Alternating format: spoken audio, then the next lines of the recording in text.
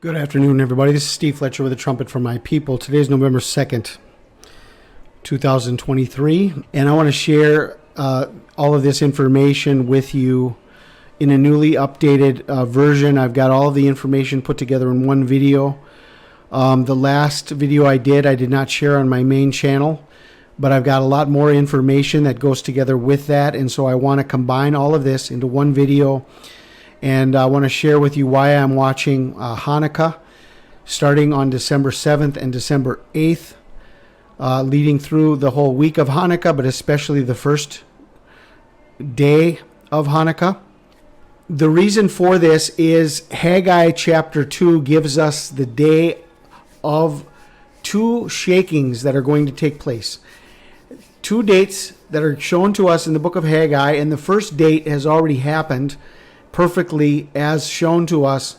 And so now I think that we need to wait for the second date that is given to us and understand that just as the first date has been fulfilled, we are looking for the second date now to be fulfilled from the book of Haggai.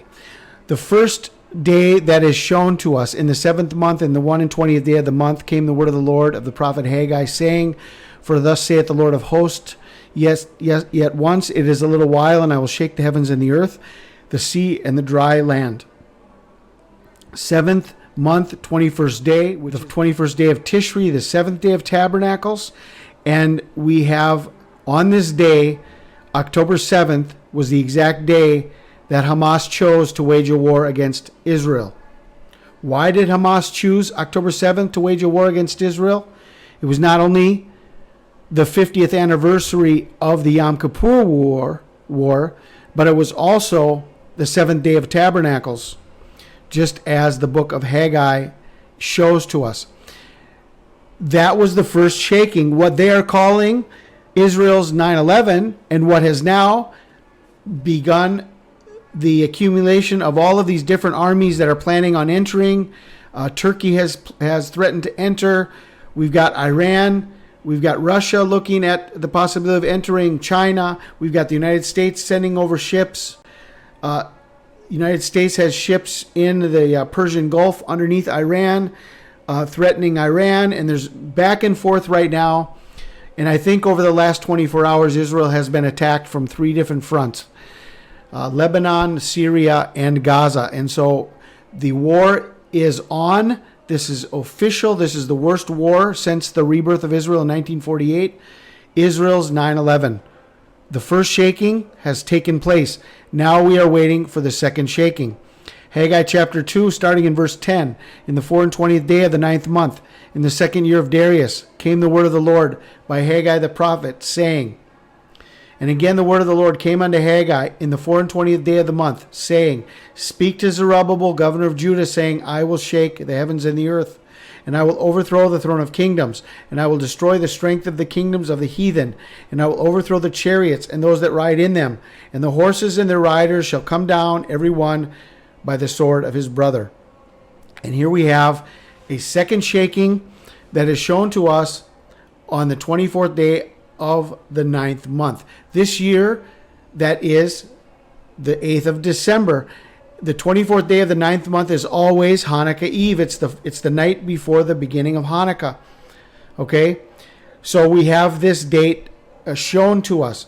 Now I want to share with you that from 2009, both of Obama's Nobel Prize dates connected with both of these dates on the Hebrew calendar. Obama was nominated for his Nobel Peace Prize on October 9th, 2009, which turned out to be the 7th day of Tabernacles, Tishri 21, October 9th of 2009. Then he was given the Nobel Peace Prize. He received the Nobel Peace Prize on December 10th of 2009, and that was Hanukkah Eve, the 24th day of Kislev. It was also the day that the Norway spiral came, exactly on the day and the location of the receiving of the Nobel Peace Prize by Barack Obama over Oslo, Norway. Okay, so on the day that he received his Nobel Peace Prize, a great portal was opened in the heavens over Oslo, Norway. Now in 2023, the Netflix movie Leave the World Behind is coming out on December 8th. As it says here on the poster just above the title, there's no going back to normal. Leave the World Behind, December 8th. In my previous videos, I also made connections to you about the death of Matthew Perry and the lunar eclipse ritual that happened on October 28th. He once dated Julia Roberts. Julia Roberts was also in Friends. And it's a 40-day connection to the movie Leave the World Behind. Matthew Perry drowned. And a 40-day connection to Leave the World Behind. And Julia Roberts is in this movie. So there's a connection from Matthew Perry to Julia Roberts to Leave the World Behind. And I shared about that and many other things connected to the lunar eclipse of October 28th in my previous videos. Now I want to look at all of the connections to Hanukkah and December 8th from the beginning of the pandemic in 2019. Timeline of the COVID-19 pandemic in 2019, the first hospitalizations were on December 8th. Patient 0 was found on December 1st, but December 8th were the first hospitalizations. Then we're going forward 1 year, and we have the landmark moment as first NHS patient receives COVID-19 vaccination on December 8th of 2020. So both in 2019 and in 2020, December 8th was highlighted in the timeline of COVID-19 pandemic. But also, going back to 2019 through 2021, we had 3 Hanukkah eclipses in a row. The first eclipse that took place on December 26th of 2019, which was just as the pandemic was beginning, was one of the most amazing eclipses I have ever seen. I documented this highly because this was a menorah in the heavens. This was an incredible eclipse. You had Venus, Saturn, the Moon, Jupiter, Mercury, and Mars all connected to the Sun during the total annular eclipse on midweek Hanukkah, December 26th of 2019. Then we had the total solar eclipse over South America on December 14th of 2020. This was the middle day of the 2 great American eclipses. I mean, this was the day of all days. If you're looking at the 2 great American eclipses and then the middle day and how these eclipses are rituals for them, this was the first jab in the United States, December 14th of 2020. Midweek Hanukkah, December 14th.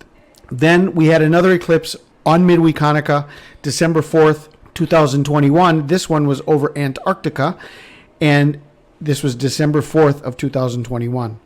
Okay, so all of this is connected to the timeline of COVID-19, connected to December 8th, and connected to Hanukkah. And now in 2023, the Netflix movie Leave the World Behind comes out exactly on December 8th. A few more details here before I close. We have the lunar cycle of 177 days between lunar eclipses that began on June 5th of 2020. That was the first eclipse in an 8 eclipse cycle.